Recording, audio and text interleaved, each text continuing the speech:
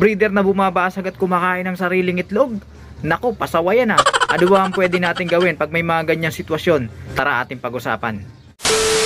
Yo, what's up mga kalapatids? Ang magandang umaga sa inyong lahat. Welcome back dito sa ating channel, Chocobulok TV. And for today's video, samahan ninyo ako sapagkat araw ng linggo, abangan na naman tayo. Dasol, Pangasinan. 190 kilometers air distance ang layo mula dito sa ating baratang kulungan. Yan ang liliparin ng ating ibon na si Angel.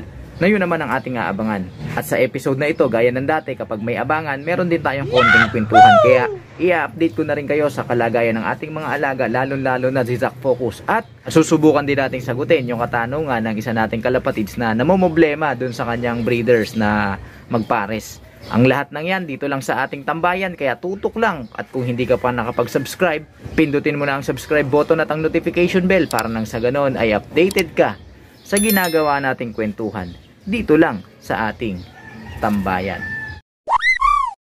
Time check tayo mga kalapatids, 7:15 ng umaga. 6:30 nga malamang inirelease yung ating ibon na si Angel dun sa Dasol, Pangasinan. Kaya malamang on the way na yun pauwi dito sa ating kulungan. Tama-tama na alis ko na yung mga dapat alisin dito sa ating flyer slope. At hinihanda ko na rin yung pangsasalubong natin dito sa ating ibon na si Angel. At mamaya-maya ay pakakainin na rin natin tong ating mga alagang breeders, maging itong ating mga flyers na naririto. Habang hinihintay natin yung ating ibon, ipag-usapan muna natin yung problema ng ating isang kalapatids. Ang sabi niya kasi, kung hindi ako nagkakamali, yung kaknyang breeder ay binabasag o sinisira yung itlog, kaya hindi napipisa. So ang tanong niya, ano daw ba pwede niyang gawin para masolusyonan yung ganong kanyang problema. One time nangyari sa akin yan, nung aking mga breeders ay naiwanan ko dahil nga merong outing. Napasama ako, na wala sa isip ko na hindi pala uubra yung lagayan nila ng tubig. So mabilis na naubos yun kasi summer yun eh. Malakas sa tubig yung ating mga alaga. So ngayon pagbalik ko mula sa outing, ayun, nakita ko basag yung kanilang itlog at naaktuhan ko na tinutuka-tuka ng kak yung itlog. Ang first impression ko baka nauhaw yung aking mga alaga kasi nga tinignan ko yung tubigan nila, talagang tuyong-tuyo at walang laman. At sobrang init ng panahon na yun, kaya baka mamaya naisip nila na doon na lang uminom sa itlog. So kasalanan ko rin, aminado tayo dyan. Pero nung mga sumunod na clutch, ayun, binasag niya pa rin. Sabi ko, ba't ganun? Binabasag meron namang may tubig naman. Kahit anong ingat ko sa pag-aalaga sa kanila, kompleto sa tubig, kompleto sa pagkain, binabasag pa rin. Inisip ko na lang, baka napakasela ng ibon na yon. At ang ginawa ko, hindi ko na tinitignan o hinahawakan yung kanilang pugad para i-check yung itlog. Hinahayaan ko na lang sila o mapipisa o ano. Minsan nga, hindi ko tinitignan kung fertile ba yung itlog dahil nga, baka pag ginawa ko yon at makita niya, babasagin niya na naman. So hinayaan ko na lang sila, kung mapipisa ka, mapisa ka, kung hindi, bahala na. Kaya lang, ganun pa rin ginagawa niya, hindi na umaabot doon sa araw ng pagpisa, binabasag ng lalaki yung itlog. Yung ganyang nararamdaman ng kalapatids natin ni Idol Alvin, shoutout sa iyo Idol. Naranasan natin yan at nakakainis talaga yung pakiramdam kasi nga gusto mong makapagpapisa, may nahabol kang schedule, pero ayun, binabasag at hindi ka makapagpapisa. Kaya yun mga kalapatids, nangyayari talaga yan at minsan di talaga maiwasan, may ibon na ganyan. Kaya si-share na lang natin kay Sir Alvin yung ginawa kong pamamaraan para masolusyonan naman kahit papaano yung ganyang problema ko sa aking breeders noon. Pero bago yan, ulit tayo, hindi tayo veterano, hindi tayo eksperto, at lalong hindi tayo henyo sa pag-aalaga. Inabahagi lang natin yung base sa ating karanasan na nagdulot naman ng magandang resulta. Pwede na! At kayo mga kalapatids, kung merong naka-experience na rin ito, pwede yung i-comment yung mga pamamaraan ginawa nyo dyan sa comment section sa baba, parang sa ganun alaman din ng ating mga kalapatids na kanubi yung mga iba't ibang pamamaraan na pwedeng gawin pagka may mga ganitong suliranin. Alright mga kalapatids, so ang ginawa ko nun, sa sobrang inis ko, pinaghiwalay ko sila, binaklas ko yung pares na yun kasi nga walang nangyayari sa pares nila. Kumbaga pinarealize ko dun sa lalaki, dun sa kak na bumabasag sa itlog, na hindi maganda yung ginagawa niya. So, bahala siya dyan, nakakulong lang siya, Bartolina, wala siyang pares. Ganun na, yun ang ginawa ko. And then after ng isang buwan, ang ginawa ko, pinagsama ko na uli sila, pero hindi ko na sila dun pwesto sa dati nilang pwesto. Yung breeder's cage na pinagpupwestohan nila dati ay nilipat ko para naman maiba naman yung ambience nila. Ayun, positibo naman yung naging resulta.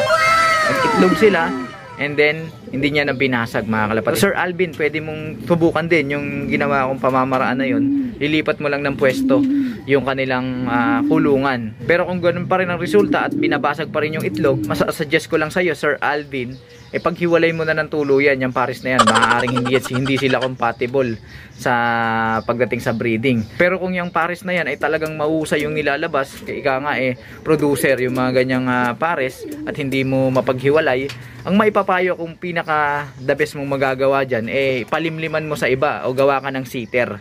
So sa mga kalapatids natin na kanubi dyan na hindi alam yung tama at wastong pamamaraan ng pagsisiter, ilalagay ko dyan sa screen yung episode natin na ginawa natin dyan at yung link sa description ng video ito para nang sa ganun ay malaman nyo rin yung tamang paraan ng pagpapasiter. Kasi hindi lang ganun kasimple na yung itlog ilalagay mo dun sa naglilimlim para malimliman din at mainitan.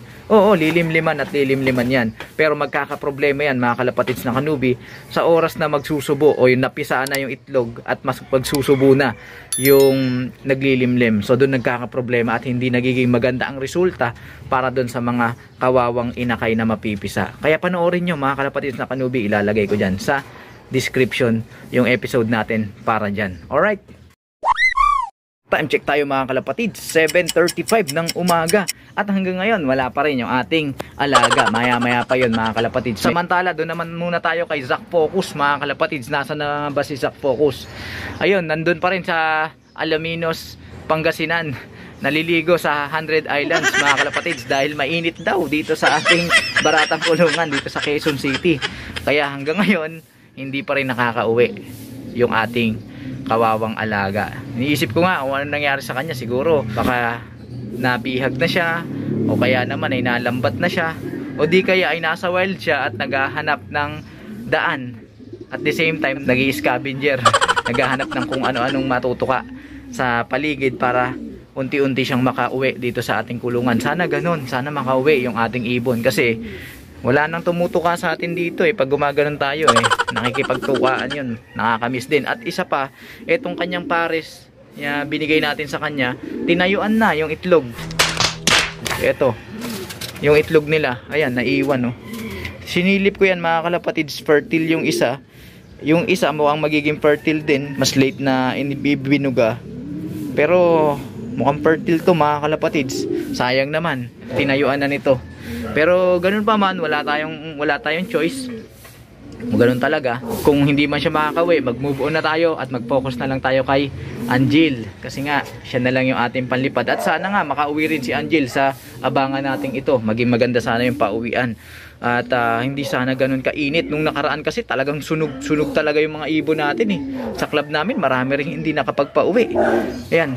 Kung sa bagay, Dasol, Pangasinan mas malapit ng 10 kilometers kaysa dun sa Alaminos na pinaghagisan sa kanila sa training. Pero okay na rin yun kasi dun sa nangyari nakita natin yung adjustment na dapat natin gawin kung sakasakaling ganun yung liparan, sobrang init at hard race. So yun ang ating ginawa nung mga nakaraang araw sa pag-recover kay Angel. Tignan natin kung ano yung magiging resulta, kung magiging maganda ba ang pauwian ng ating alagang si Angel. Nung nakaraan nasa below 900 yung speed niya. Tignan natin sa araw na ito kung sakaling makakauwi siya. Meanwhile, Dasol, Pangasinan, 8 AM release.